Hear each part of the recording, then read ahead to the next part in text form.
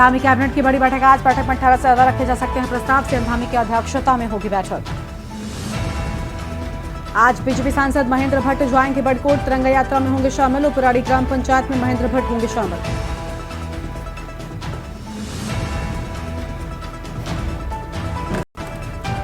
स्वतंत्रता दिवस पर मुख्यमंत्री सराहनीय सेवा पदक एवं उत्कृष्ट और सराहनीय सेवा सम्मान चिन्ह देने की घोषणा। 5 पुलिस अधिकारियों को उत्कृष्ट सेवा सम्मान चिन्ह से सम्मानित किया जाएगा। अग्निशमन और आपात सेवा अधिकारियों के लिए कार्यशाला का आयोजन। कार्यशाला का उद्देश्य फायर सेफ्टी की गुणवत्ता और मानक के प्रति जागरूकता बढ़ाना। उत्तराखंड में रक्षाबंधन पर महिलाओं को सौगात। परिवहन निगम की बसों में मिलेगी फ्री सफर की सुविधा। सीएम धामी के निर्देश पर आदेश जारी। उत्तराखंड के 9 जिलों में भारी बारिश की चेतावनी। 14 से 18 अगस्त तक राज्य में भारी बारिश के आसार। आप देख रहे हैं के न्यूज, खबरों का सारथी।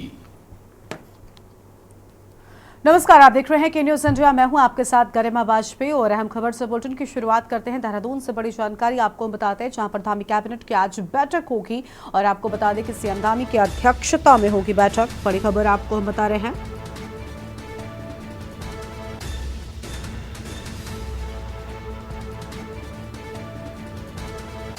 बैठक में सत्र से संबंधित प्रस्ताव और अन्य चीजों को लेकर बातचीत। 18 से ज्यादा रखे जा सकते हैं प्रस्ताव।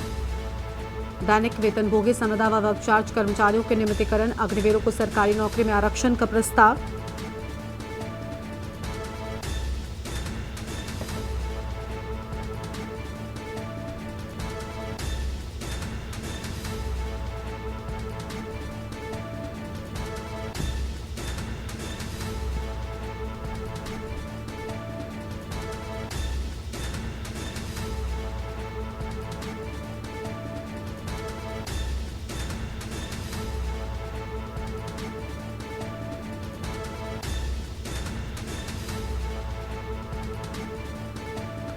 बड़ी जानकारी आपको हम बता रहे हैं।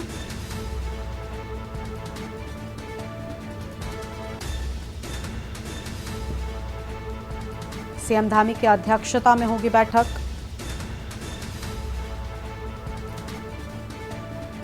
बैठक में 18 से रखे जा सकते हैं प्रस्ताव।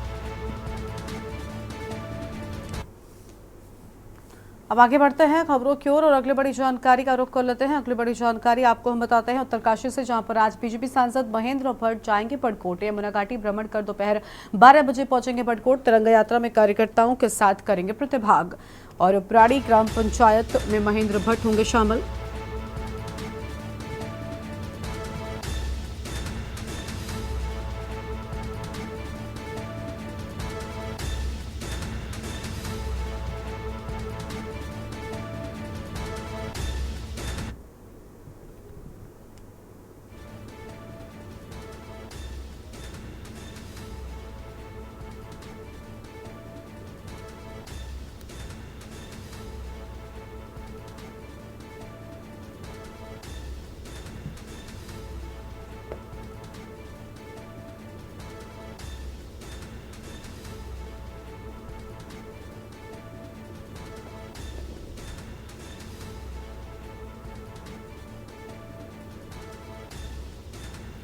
उत्तरकाशी से बड़ी जानकारी आपको हम बता दें।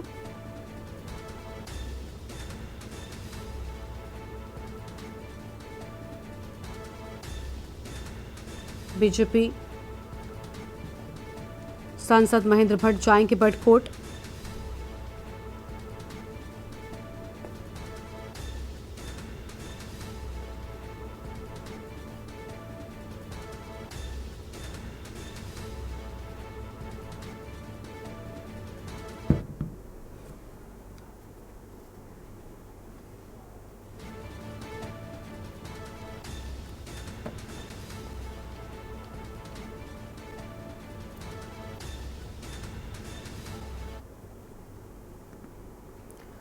आगे बढ़ते हैं खबरों की ओर। अगली बड़ी जानकारी आपको हम बताते हैं विकासनगर से। अगली बड़ी खबर आपको हम बता दें, विकासनगर से इस बीच एक बड़ी जानकारी सामने आ रही है, जहां पर राजस्व निरीक्षक होमगार्डों से मारपीट का मामला। खनन माफिया और भाई ने कर्मचारियों से मारपीट की।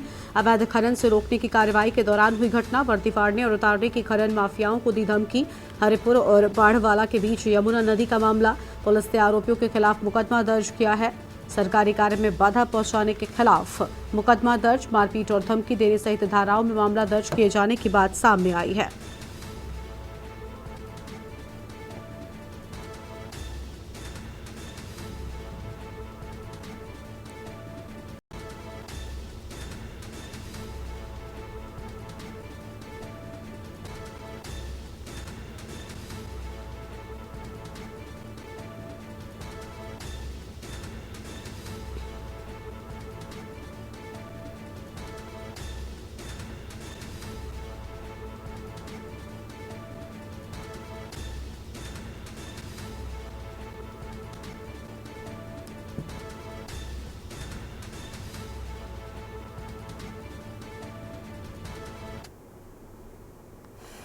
उत्तराखंड डीजीपी अभिनव कुमार ने स्वतंत्रता दिवस 2024 के मौके पर सेवा के आधार पर और विशिष्ट कार्य के लिए मुख्यमंत्री सराहनीय सेवा पदक और उत्कृष्ट और सराहनीय सेवा सम्मान चिन्ह प्रदान किए जाने की घोषणा की है। सराहनीय सेवा के लिए दलनायक IRP द्वितीय प्रताप सिंह तोमर को सम्मानित किया जाएगा, जबकि 5 पुलिस अधिकारियों को उत्कृष्ट सेवा के लिए उत्कृष्ट सेवा सम्मान चिन्ह से सम्मानित किया जाएगा।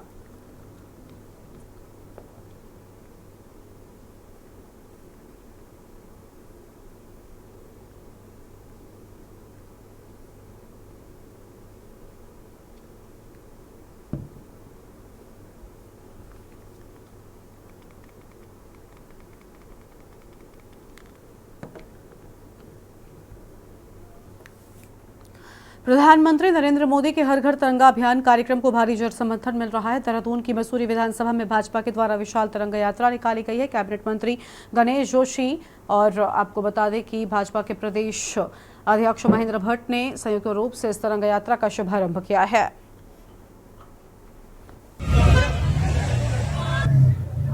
11 तारीख से 15 तारीख तक तिरंगा यात्रा का आह्वान किया है।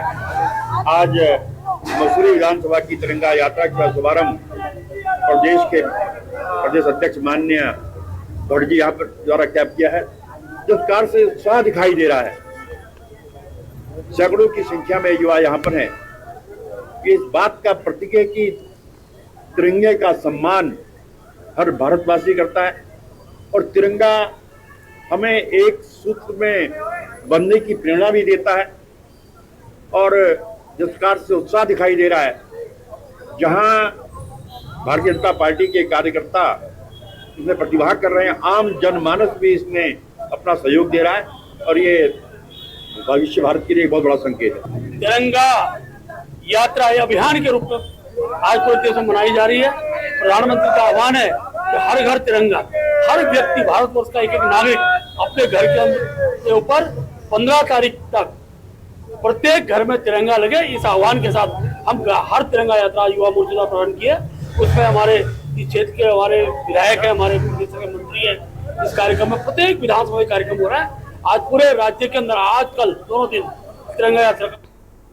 उत्तराखंड भाजपा के प्रदेश प्रभारी और राष्ट्रीय महामंत्री दुष्यंत गौतम ने मुख्यमंत्री पुष्कर सिंह धामी के कार्यों की जमकर सराहना की है। उन्होंने कहा कि मुख्यमंत्री धामी हर चुनौतियों पर खरे उतरते हैं। हाल ही में कांवड़ यात्रा को बेहतर रूप में संचालित किया गया। चाक चौबंद व्यवस्था के बीच कांवड़िए जल लेकर गए और व्यवस्था भी सुचारू रूप से चलती रही।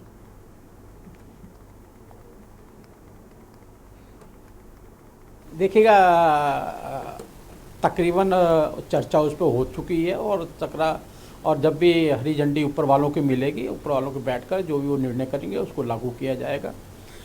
सरकार बहुत बढ़िया चल रही है, अच्छी चल रही है, मजबूती से चल रही है। धामी जी के नेतृत्व के अंदर जो भी चुनौतियां हमारे सामने मिल रही है, अभी कांवड़ सेवा के अंदर आपने देखा होगा किस प्रकार से प्यार और स्नेह से कांवड़ वहाँ से होकर गई हैं, गंगा जल लेके लोग गए हैं। आपने अभी देखा होगा जिस प्रकार से वहाँ पर प्राकृतिक आपदा है उसमें लगातार सरकार लगी रही है। सरकार ने कैजुअलिटी कम से कम हुई है, इसका बहुत अच्छा प्रयास किया है। हेलीकॉप्टर सेवा केंद्र से मोदी जी के द्वारा जो मदद दी गई है और जो मोदी जी का सपना है कि ये शतक उत्तराखंड का, उसके लिए उत्तराखंड आगे बढ़ने का काम कर रहा है। पौड़ी जिले विकासखंड के अंतर्गत साधना स्वायत्त सहकारिता की वार्षिक आम सभा बैठक का आयोजन ब्लॉक सभागार पौड़ी में किया गया। बैठक की अध्यक्षता साधना स्वायत्त सहकारिता के अध्यक्ष दिव्या देवी के द्वारा की गई है। बैठक में मुख्य अतिथि के रूप में खंड विकास अधिकारी, ग्रामीण उद्यम वेग वृद्धि परियोजना, पौड़ी से सहायक प्रबंधक संस्थाएं एवं जेंडर, वंदना रतोड़ी, स्वास्थ्य विभाग, उद्यान विभाग, बीएमएम, विजयभिष्ट आदि ने शिरकत की है। बैठक में अपनी अपनी योजनाओं के बारे में जानकारी दी। कार्यक्रम की शुरुआत दीप प्रज्वलित कर की गई है।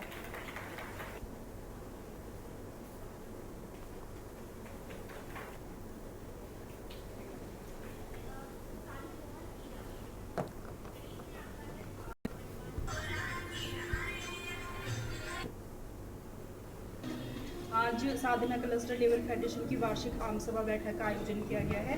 इस बैठक का मुख्य उद्देश्य है जितने भी सीएलएफ से जुड़े हुए समस्त शेयर धारकों को दीप परियोजना, एनआरएलएम परियोजना से जिस भी गतिविधि से लाभान्वित किया जा रहा है एवं सरकार के द्वारा जो भी फंड का सहयोग यहाँ पे किया जा रहा है, एक तो उसकी जानकारी देना होता है, दूसरा यहाँ पे जो बोर्ड मेंबर है उसको भंग करके नए कार्यकारिणी सदस्य की यहाँ पे समिति का गठन किया जाता है।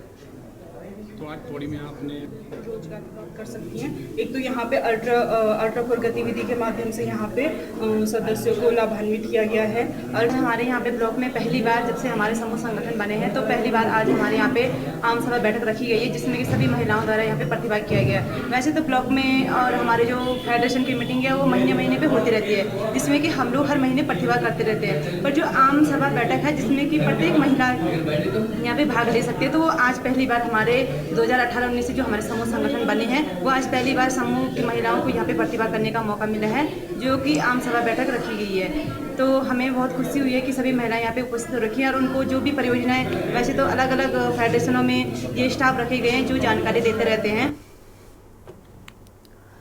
प्रधानमंत्री नरेंद्र मोदी के आह्वान पर देहरादून में विशाल तिरंगा यात्रा निकाली गई है। कैबिनेट मंत्री रेखा आर्य की अध्यक्षता में शुरू हुई यात्रा गांधी पार्क से शुरू हुई और परेड ग्राउंड में संपन्न हुई है और शहीदों की प्रतिमा पर पुष्पांजलि और श्रद्धासुमन अर्पित किए गए हैं।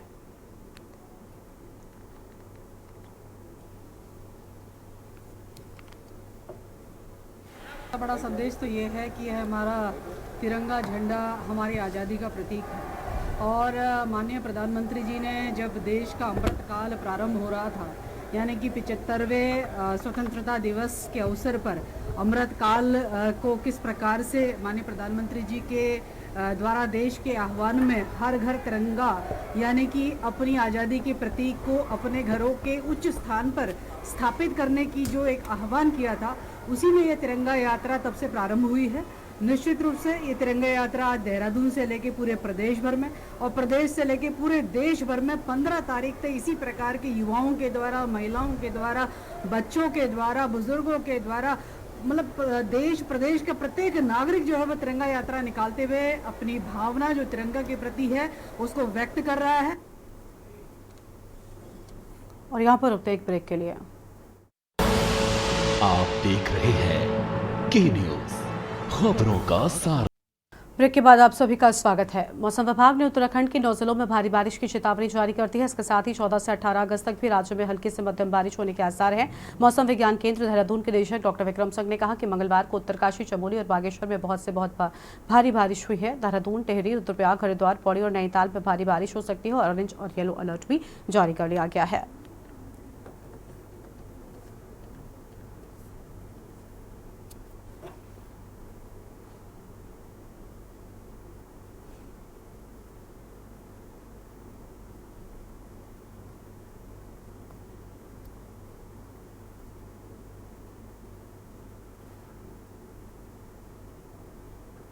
तारीख को आप देखेंगे कि जो अंदर के हमारे डिस्ट्रिक्ट है उत्तरकाशी, चमोली और बागेश्वर, इनमें भारी से बहुत भारी बारिश की संभावना है।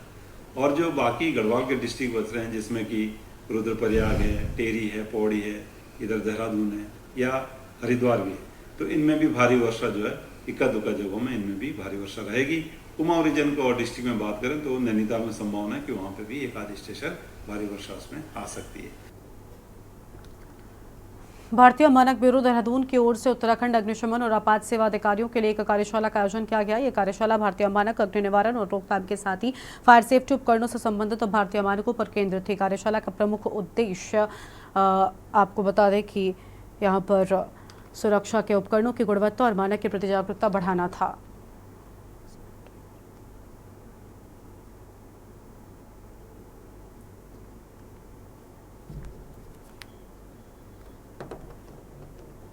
जी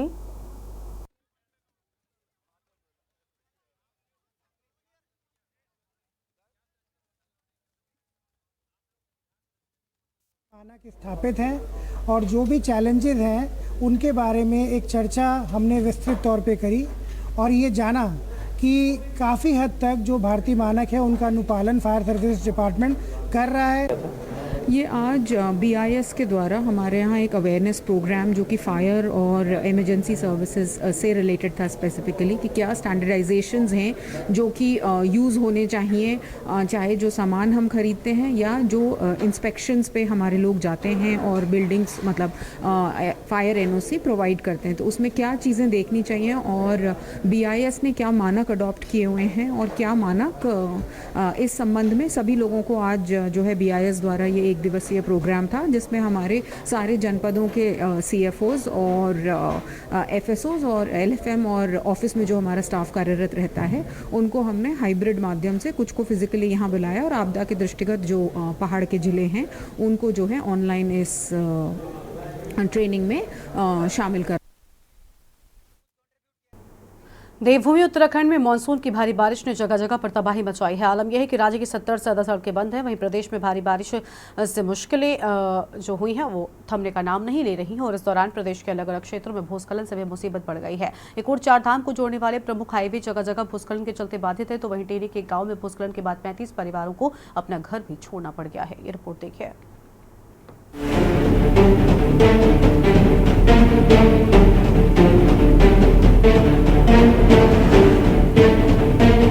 उत्तराखंड में मानसून की भारी बारिश ने प्रदेश भर में तबाही मचाई हुई है। मानसून की बारिश ने प्रदेश को भारी नुकसान पहुंचाया है। एक ओर जहां राज्य की 70 से अधिक सड़कें बंद है, तो वहीं दूसरी ओर 4 धाम यात्रा पर भी इसका बुरा प्रभाव पड़ा है।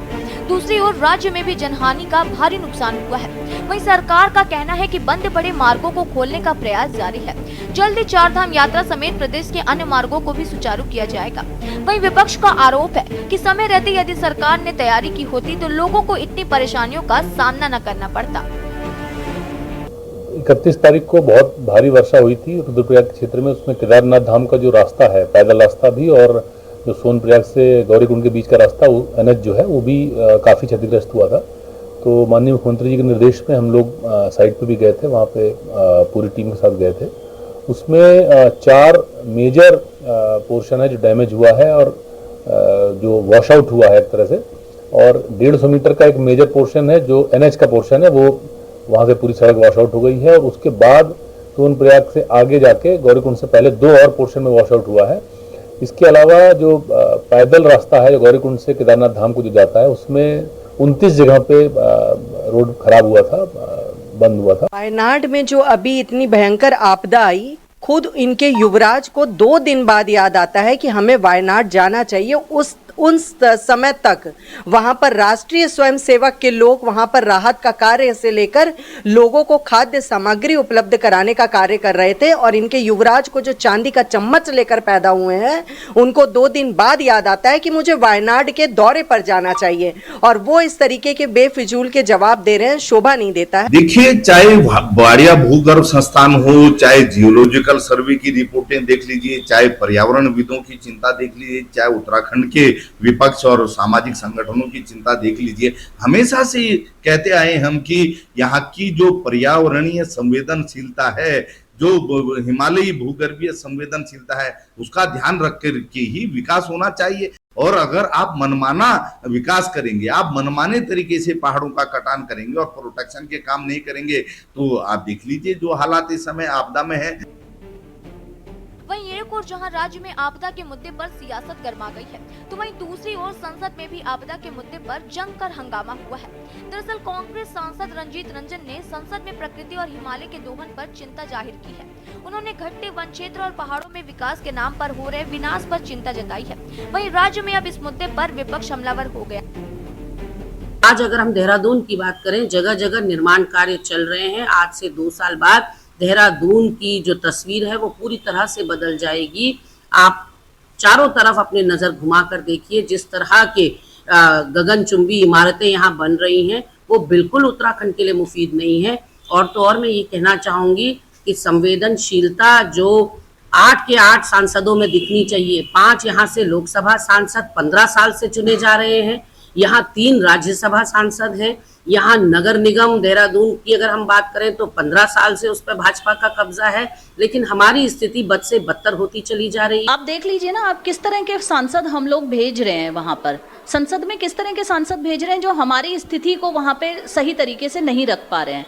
आप देखेंगे संसद में एक छत्तीसगढ़ की शायद वो सांसद हैं जिन्होंने ये इशू उठाया कि पहाड़ में जो दरक रहे हैं, पहाड़ दरक रहे हैं, जो वहाँ पे पर्यावरण खराब हो रहा है, क्योंकि वो समझते हैं कि जो यहाँ के जो पहाड़ हैं, यहाँ का जो पर्यावरण है वो पूरे भारत को वो संजीवनी का काम कर रहा है। और यदि उत्तराखंड में या हिमाचल में या जो भी ये हिमालयी क्षेत्र हैं, अगर इनमें कोई भी नुकसान होता है तो पूरे भारत का नुकसान होगा। कुल मिलाकर राज्य में आई आपदा पर विपक्ष ने सदन से सड़क तक सत्ता पक्ष की घेराबंदी तेज कर दी है। सवाल ये है कि आखिर क्यों सत्ता पक्ष के सांसदों ने इस मुद्दे पर आवाज क्यों नहीं उठाई। Uttarakhand desk report.